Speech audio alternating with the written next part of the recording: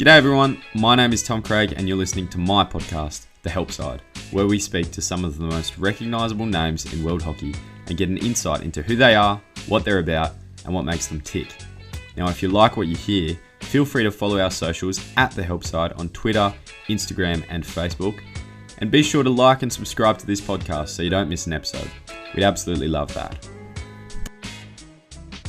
Welcome back, part B of the two-parter with Flynn Ogilvie. I'm very excited. If you're just tuning in, make sure you go back and listen to part A with Flynn. It's a cracker. For those of you, see you soon. For the rest of you, let's go. You had to deal with another issue. I remember Matthew Swan, who's probably up until recently the most famous bald Australian hockey player of the current era, with the exception of Rob Hammond, obviously. All of a sudden, you're sporting a new haircut with a big beard and looked a lot like Swanee. And I know that commentators got you confused a few times. Do you want to talk us through that? I was actually watching something from the Pro League the other day. Yeah. And they referred to me as Matthew Swan. Yeah, it happened Even a lot. though I was on the baseline in our attacking half. I don't think he gets there very often. Mate, Swanee, he motors. So, that, yeah. But Ash Morrison, the commentator, did apologise to me a couple of times because he referred to me as Matthew Swan. It's terrible. But yeah, I can't even remember when it happened. Started 2019. Yep. I found a bald spot in the middle of my head. Mm-hmm. And I jokingly said to my girlfriend, because she was over at the time, I jokingly said, I've got alopecia. And she was like, no, you don't. If you have alopecia, I'll shave my hair. Okay. And then I went to the doctors a couple of times, and our GP, or our team doctor, he's like, I think it might be alopecia, but it could be just a skin condition. Yeah. So he sent me to the, what's the skin doctor called? Dermatologist. Yep. Sent me to the dermatologist, and he looked at it for 1 second and said, alopecia. Yeah, okay. And I was like, what the hell's alopecia? Yep. And he told me that I'll lose all my hair. The genetic one, you lose your eyebrows and stuff, so I don't have that. Yeah. And this was just random. Yeah. They said it might be from stress. Yeah, okay. Yeah. Do you think it was related to the hammy and the issues? Don't know. I don't think it was related to the hammy, because that was maybe from not playing well and that sort of stuff, but he said it could also be from training, just like physical stress, training hard, but not really sure. Sure. And it led to some pretty... I remember you actually announced it to the lads in our group chat, like our Kookaburras group chat, and you sent a photo of an egg with a beard saying... Because I think we were over Christmas break. I don't know. I think it was over Christmas break. No, you guys were away at Pro League. Oh, we're Pro League. Yeah. Yeah, okay. You guys were in Melbourne. Sure. And I was meeting you in Tassie, because that's the games I was selected to play. True. And Welchie had just shaved his head as well. Yeah, so but everyone was calling for a him, very different reason. Yeah. Everyone was calling him the egg. Yeah. So he does look a lot like an egg. I thought, I've shaved my head, but I've still got a beard, so I'll just send a picture of an egg with a beard. And that was the hardest part, I reckon, about alopecia, was rocking up to places that people don't know you've got a bald head. Yeah. So that's why I wanted to tell people that I had it before I rocked up. Yeah, true. So that was the hardest bit. I reckon it was the hardest bit, because multiple times I rocked up to places where someone was there that hadn't seen me in ages, and they introduced themselves to me. Yeah. Oh. Thinking that I was someone different. Right. I mean, to be fair, like, you've always been, you've always looked after your salad on top very well. Like, sported some very nice haircuts, typically long flowing locks. You even sported a headband for some time. You do have a very nice head of hair, which is back, by the way. Nearly. Almost left. Tiny, but you can't really tell from this angle anyway. But during that time, there was it was a chance to experiment with some different haircuts as well. I actually didn't mind the bald head. Yep. Because it's very smooth. A lot less work as well. You don't have to. You just wake up, shower, and you dry straight away. It's amazing. You don't have to worry about drying your hair or anything. Really fast swimmer. Too. Did take up swimming in that period. But yeah, had the bald head and beard and didn't mind it. Yep. The beard got a bit out of control there for a while. Got pretty long. So that was tough. Did Katie ever shave her head? Never shaved her head. I told her she didn't have to. Oh, I you let her off the hook because I thought it would look a bit funny if both of us had a shaved head. That would matching, you know. I mean, I think Katie should have shaved her head because she said she would, but that's up to you guys to sort out. Okay, and obviously your hair's back here. I have to say that you're arguably your best haircut was probably during Hockey 1 of 2019, playing for the New South Wales Pride, and there was a little story that happened we were in Melbourne for the final, something like that. Oh, yeah. A little bit of a sledge in the crowd. Do you remember that story? Yeah, I actually forgot about that haircut when you said I experimented with haircuts. Well, that was a goodie. No, I just had a bald head. That was jarhead. Yeah, so my hair started to grow back, but only on top. So boys were calling it Dusty Martin, but his goes down the back, I think. Yeah. So mine was literally just a circle of hair on my head, which wasn't great. I think it looked great. It's different. And then some fella, I only hit him once, but apparently he sledged me multiple times during the game. He yelled out something about my hair. And then after the game, we'd won. He was a Queensland supporter. We'd been in Queensland. And he came up and apologised. Yeah, he apologised. He said, "Sorry, mate. I was the one sledging you from the crowd. You had a good game. Well done." Didn't realise I had alopecia. At this time. He didn't even apologise for alopecia. He still stuck by the shitty haircut. He stuck by the dodgy haircut, which it was. But then, so he got a photo with me. He said, "Well done, good win." Got a photo with me. He was quite drunk at the time. Yep. And then a few weeks later, Kurt Lovett, working at Hockey New South Wales, sent me an email that Hockey New South Wales got. And it was an email from this bloke with the picture attached saying that someone had told him, someone more in the hockey circles than him had told him that I had alopecia. He felt really bad, apologised, sent the photo, and asked if he could buy a shirt because he felt so bad. Don't know if he bought a shirt. I hope he did. Didn't you? What happened? Didn't you send him a shirt? I was meant to send him a shirt. Oh, no. Yeah. I forget his name, but now you've thrown me in it. I'll have to send him the shirt. I've thrown you in it. You'd better, if he's listening to this podcast, whoever you are, I don't know your name, but write in and Flynn Ogilvie will owe you a shirt, courtesy of the website. If you sledged a guy in the New South Wales Pride team with a shocking haircut, write into Tom. It's good stuff. All right, and the hair's back, and we're all the hair's back. The hammy's good. You're playing some excellent hockey. Actually, at that tournament, you were player of the tournament, so well and truly back to your best, which is very cool. I want to talk briefly about the shifting in positions because that's definitely something that people have noticed. I mean, you played DM.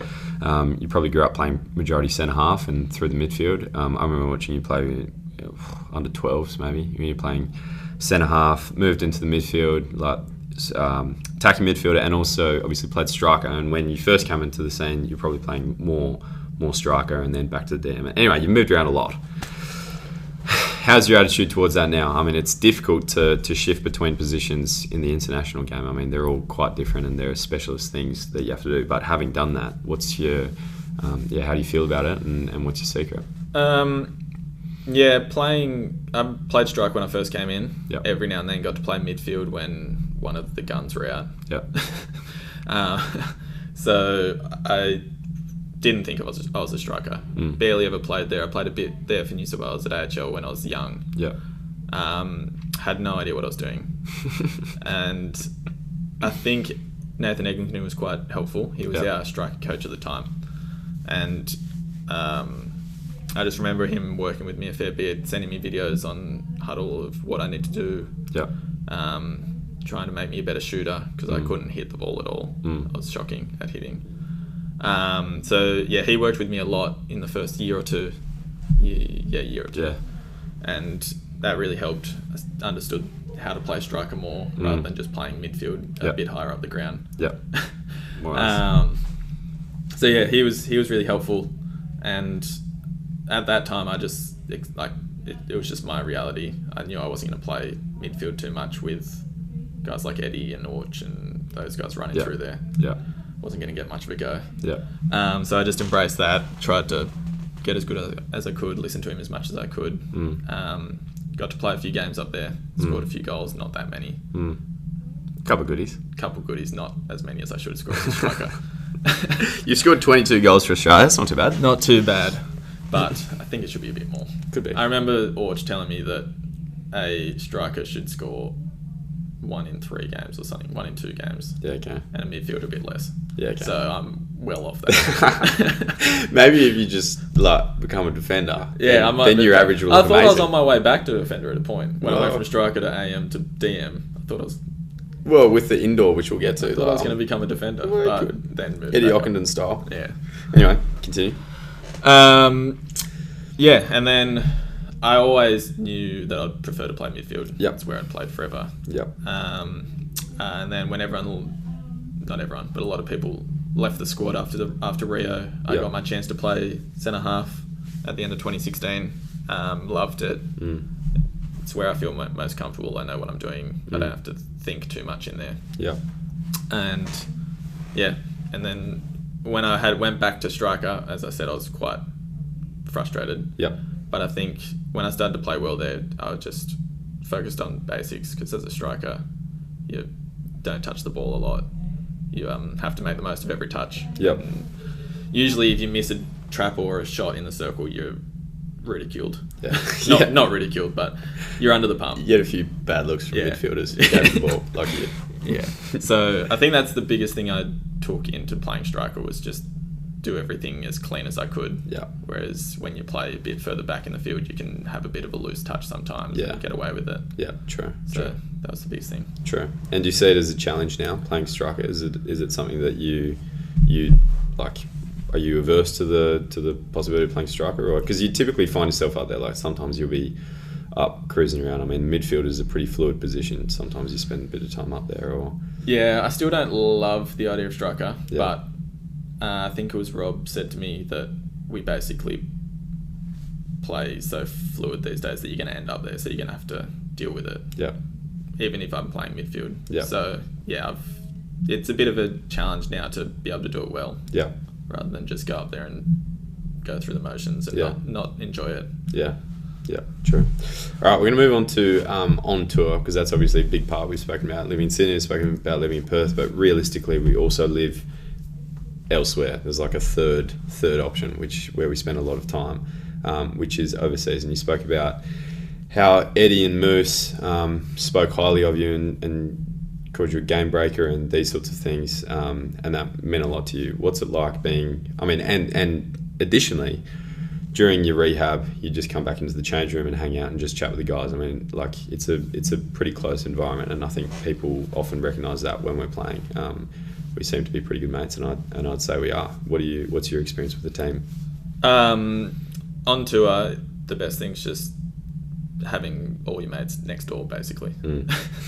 There's so many times you're just in someone else's room having a coffee, or on a lot of tours we're in our room a lot, which can get boring, but the fact that everyone's just happy to chill out in each other's room, talk a lot of shit, especially Jerry. Yeah, especially, yeah. It makes it quite fun, because we're all good mates, as you said. We get along with each other, and the fact that we can just chill out for hours and do nothing, basically. It shows how good of a team we are. For sure. And the approval of your teammates as well, or like having your teammates, I guess, back you, as the example of Eddie and Moose. Is that important, do you reckon? Yeah, definitely. I think it just makes you feel welcome, sort of thing. If people don't think you're a good player, they're not going to want to play with you. Even if they try their hardest, I don't think they're gonna make it tough for you to play with them. That was really, really cool when Fitzy showed me that, because obviously you have doubts, but when you hear that, it makes you feel really good and just confident. I don't think we as a playing group say it to each other too much. We're quite good at being hard on each other and making each other better, but we don't really talk each other up too much. You don't want to be blowing smoke up each other's arse all the time, but you want to make people feel good. Quiet word here or there. Yeah. Is that something that you take back into club stuff or pride, or? I don't think I do it enough. I think as Australians we're pretty good at being harsh on each other. But when we were at the Pride, I didn't want to just be nice to everyone, but when the younger kids would do something, I'd try to make them know that they were playing well. Good point. Alright, so back on tour, do you have a favourite place to go away on tour? And is there a story, you might not have one of these because this is off the bat, but is there a story that kind of sums up what it's like to be away on tour?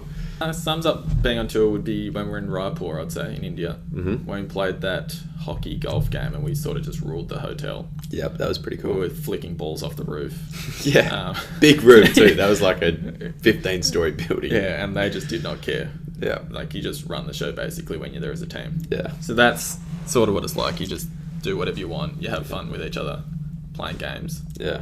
So that's what tour life is sort of like. Yeah. And you're saying that Raipur is your favourite tour Not destination? Saying, no. One could have inferred that. India can be fun at times. But no, Raipur wouldn't be my favourite destination. I would say Europe's always good. Yeah. Because normally when you go to Europe, it's on a tour. So you go to different countries, you get to see heaps of stuff. Yeah. Play in different locations and play against some of the best teams as well. Yeah, good crowds. So, you get out and about, you see things. It's usually nice weather because we go there in summer. True. Yeah, so Europe's probably my favourite place. Speaking of, this is probably the first winter you've spent at home for a little while as well. Probably. Or was it? Like a full winter. Full winter. Yeah, we normally overseas. Usually in Europe. Which is quite nice, to be honest, because really training nice. Training in Perth at 6 a.m. is not fun in the winter. No. Good.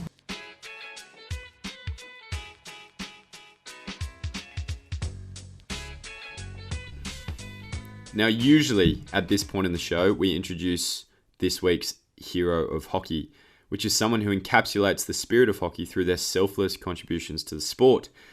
This week's a little different, and I'm very excited to announce an initiative brought to you by our partners at Voodoo Hockey Australia to bolster our Hero of Hockey segment and hopefully incentivize you to write in with your heroes of hockey. Now, we're looking for you to write in and tell us about a local hero of hockey that deserves a pat on the back for doing what they do. Just get in contact with us, and you automatically will earn yourself $100 off a Voodoo hockey stick, and the person you nominate will go in the running to win a Voodoo prize pack valued at up to 590 Aussie dollars, which includes a Voodoo hockey stick, a Voodoo bag, and a Voodoo sweater. Now, previously on the show, we've had some brilliant servants of hockey, some of whom have offered a lifetime of service in their community, and we absolutely love those submissions. By all means, please keep rolling those in. They're great. But at the help side, we also love a good yarn. And if you have a story centering out a person in your club that's too good not to share, then we're all ears. Not all heroes wear capes, and your hero might have scored 10 goals in a final, or be a goalie that prefers to save goals with their head. Whatever it may be, we want to hear about them, and we'll share their story on the show. So get in touch with us, check our socials for more details, and good luck.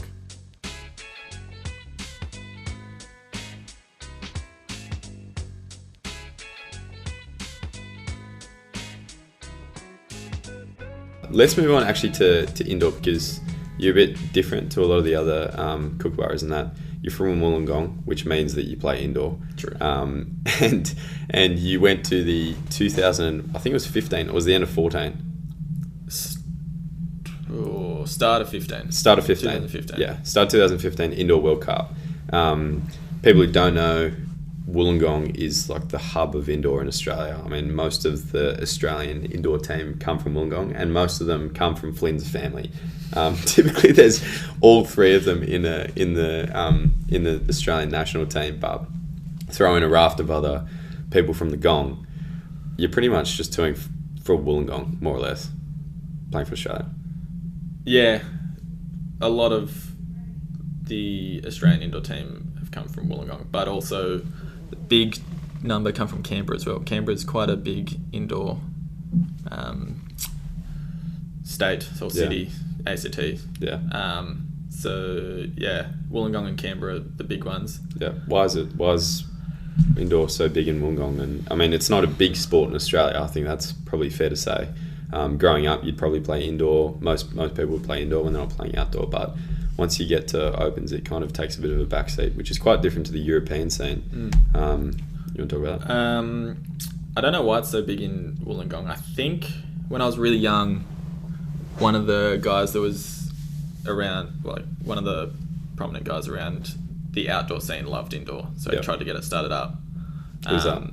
Ernie Orth. Yeah. I think that's how it started to be. I think it was always being played, but I think he got more kids into it, and so since then it's been huge thing in Wollongong. Everyone plays it in the off season. Yeah. But I think why it's so different to Europe is it's in our summer. So guys that play outdoor hockey, a lot of them don't choose to play indoor hockey in the summer. They normally just take a break and you're competing with cricket and that sort of stuff with kids. So Europe definitely have a heads up there playing in their winter. They get to play inside and it's during their hockey season still basically. So they all play it, whereas we have to compete with other sports. Yeah. What was that like playing in the 15 World Cup? I mean, can we compete? Are we competitive in international indoor or? Well, we actually took a pretty good team to that one, but we didn't play too well. We didn't make a quarterfinal or anything. We lost to Iran actually, who ended up coming. They're not bad though. Third. At the last one, yeah. Second, third. Don't know where they came. They're pretty good. They were in the top 4 the last 2 World Cups. Yeah. But before that, they hadn't really done anything, so we weren't very happy losing to Iran. But we lost that game, which meant we didn't get into quarterfinals. But it was really fun. It's a short tournament. It's about a week long, and all the European nations are really good at it. All their outdoor players play. They're international outdoor. Yeah. Yeah. Okay. And it was just great experience. It was in Germany. They pack a stadium, like a basketball stadium, basically, full of fans that are just going crazy. My brother told a story of the Dutch indoor comp. Apparently it was like a 3rd division indoor game and the soccer had just been cancelled or something, so all their fans came and watched indoor hockey with flares and stuff in a stadium that hold about 1,000 people. So that's sick. They love it. Just the atmosphere is great because it's so close and you're inside, so it's just so loud. Yeah. Europeans, their fans are, in most sports, are very good. Good fans. Yeah. They care. And they're loud. And they don't care if they make an idiot of themselves. Absolutely not. That makes a big difference. Is it something that you try and play a fair bit of? I mean, that was 2015. Have you played much indoor since? I always tried to, when I started playing, when I first moved to Perth, I always tried to come back in the summer and play a few games, but it just started to get a bit too hard, and when I'd come back, I'd sort of want to take a break from hockey. I haven't played too much recently. I played a couple games at the end of last year when we were back for the New South Wales Pride. Yep. Got a few games in there, which was fun. Yeah. But it's a completely different game, so it hurt. Yeah. No, for sure. The thing is, I think looking at it's really interesting. We look at the international players like the Germans and the Dutch and the Belgians, whatever. Anyone who's good at indoor, and they bring a lot of those skills into outdoor. And I remember watching you in particular when I was growing up, like you still do it in outdoor, but you just have this ability to kind of work your way, weasel your way almost out of like just the tightest of spaces on the field.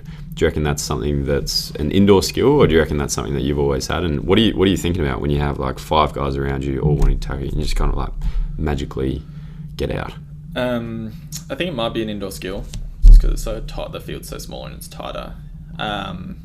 But what I'm thinking about when there's a lot of guys around me, it's probably hurt me a couple times, or a lot of the time, because I take it as a challenge and just want to get out, whereas I probably could pass the ball sometimes. So it might not be the best mindset to have a lot of the time, but it works. When it comes off, it looks good. So what? It's like good, like bring more in. Yeah, it's a bit of a challenge. It's like something that you look forward to. 5 guys around me, I'll try to beat you. Yeah, that's pretty sweet.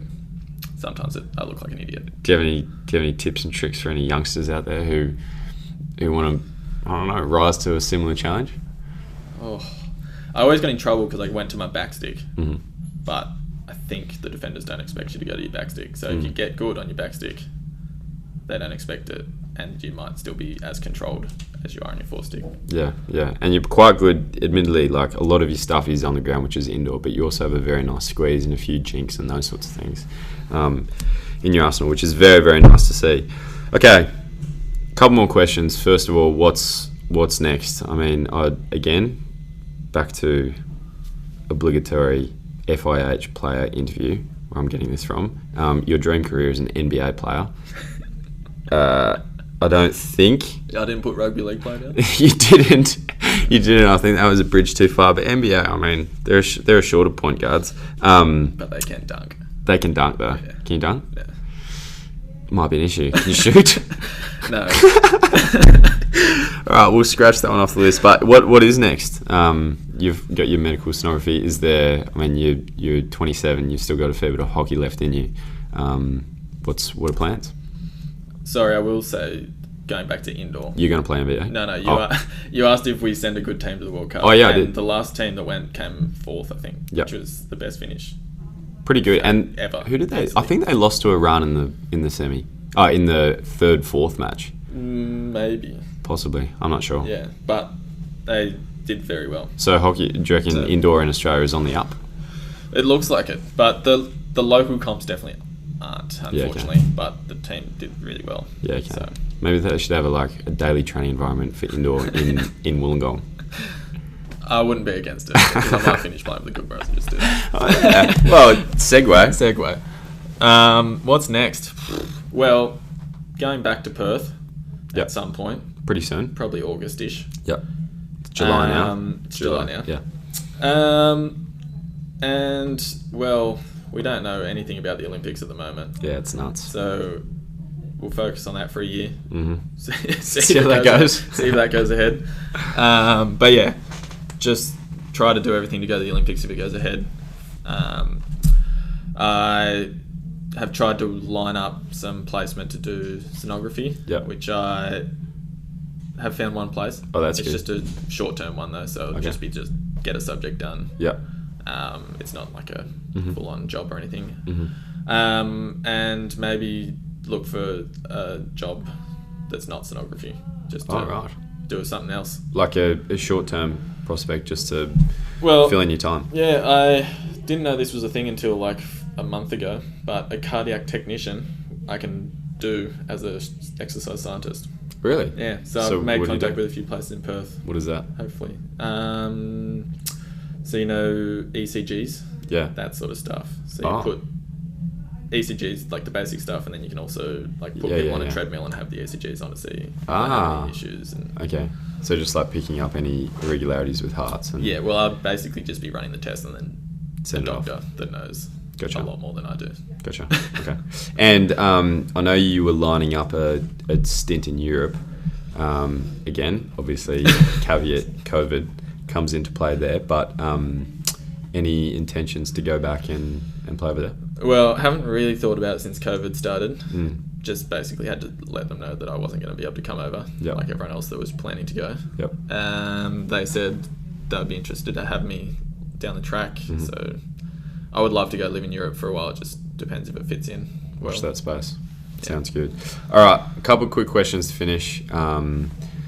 Do this at the end of every interview. First one is, who's the best player you've ever played against and the best player you've played with? Well, the with Yep. sort of goes against as well. Okay. Eddie Okinen. Yep. Just playing with him, he's played every position now. Yep. And he's played every position probably better than anyone else ever Yeah. has. So he's easily the best I've played with. Just he's a freak. Yep. Some of the stuff he does, you don't know how his body moves in a way that most people's can't. Yep. And Question on that. I mean, like, people say that, and it's difficult because watching TV, which is where a lot of people really only see their hockey, it's tough to really tell. I mean, like, you can tell that he's a cut above, but I think it's fair to say that training with him every day probably is a big part of that. And what is it about? Like, can you describe what he's like in training, and can you describe a little bit more about what makes him so good? Well, firstly, you do not want to come up against him in a one-on-one drill because you're expecting to look like an idiot. Yeah. He sort of beats players without moving the ball. So I think he moves his hips and shoulders well, so he puts players off, the defender off, to go one way, and then he doesn't even have to move the ball and just runs around him because he's quick as well. Yeah. As skillful. So Yeah. he's just very silky on the ball, but doesn't really have to move the ball that much because he does it all with his hips. It's nuts. It's crazy. And he's the best again. I'm gonna veto that answer because you haven't played against him. He's on your team. Oh no, I have another against. Oh, here we go. But Oh yeah. Eddie also against because in AHL my first year. Yep. I think you were there watching. I was watching. Yeah. Oh, I yeah. was a young, I remember this game. I was a young right winger I remember. that didn't touch the ball. I ran back to halfway because they'd scored, ran back to halfway because they'd scored. Yeah. But Eddie, we lost 7-1 or something. 7-2 maybe. 7-2. I don't know. It was in Canberra, wasn't it? Yeah, it was in Canberra. Yeah. And New South Wales people aren't used to losing to Tassie, let alone getting smashed by Tassie. Smashed. And Eddie scored 4 and earned 3 penalty corners, which then Luke Dorner flicked in. So he basically scored 7 goals. It was nuts. Against us. It was crazy. Yeah, and we didn't have a bad team. No, we had good quite a team. good team. Good team. Did you guys make the finals, that year? Yeah, they did. I didn't play. Oh, okay. Yeah, gotcha. All right, so... And, yeah, playing against, I'd go with Tobias Hauker. Yep. I've played against him in indoor and outdoor. Yep. And I don't know, he's just so controlled. Looks like he has a lot of time on the ball, but also quite speedy and skillful. Like, you don't think of him as a speedy player, but he will run around you. I learned that in indoor. So I think he ran around me and flicked on the run, and I don't know if it went in, but it was crazy. So yeah, I don't know, I feel like he's combined indoor and outdoor very well with his skills. Yeah. As a midfielder as well, is he someone that you've come up against him a few times? Do you base your game off him a little bit, or are there parts of his game that you'd want to emulate? Or haven't come up against him as much as I thought I would. I've played him a few times, but he did he do his ACL? Yeah, possibly his knee, and I think he had a kid as well. Yeah, so he was been out a bit in the last couple of years. Yeah. More like when I've been playing midfield more so. Yeah. So I haven't played against him a lot, but you can't get the ball off him. So that's a thing I would like to be able to do. Yeah. Consistently. Yeah. You can't get the ball off him, and he's dangerous attacking wise. Yeah. So. It's a pretty lethal combination. Yeah. All right, last question. It's been great. I think I'm going to target this one around coming back from your long injury. I mean, obviously it took a long time to get back to your best, and you probably would have learned a lot about yourself and a lot about coming back from injury. Is there any advice that you would give to someone who's similarly coming back from an injury and maybe struggling a little bit to find their feet?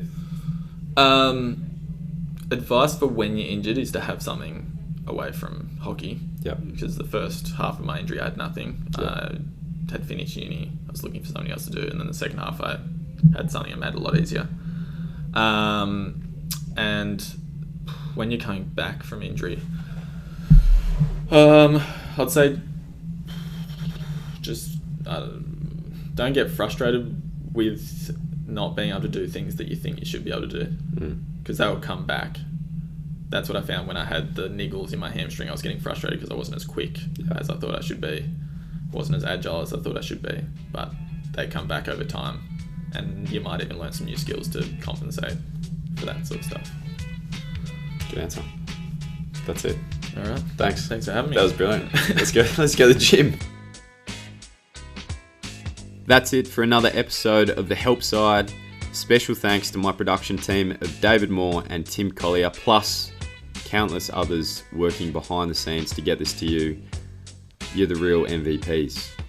Again, if you're liking the show, please like, subscribe, you know the drill, and get in touch with us via our socials. We would love to hear from you. Anyway, that's all, folks. See you next week.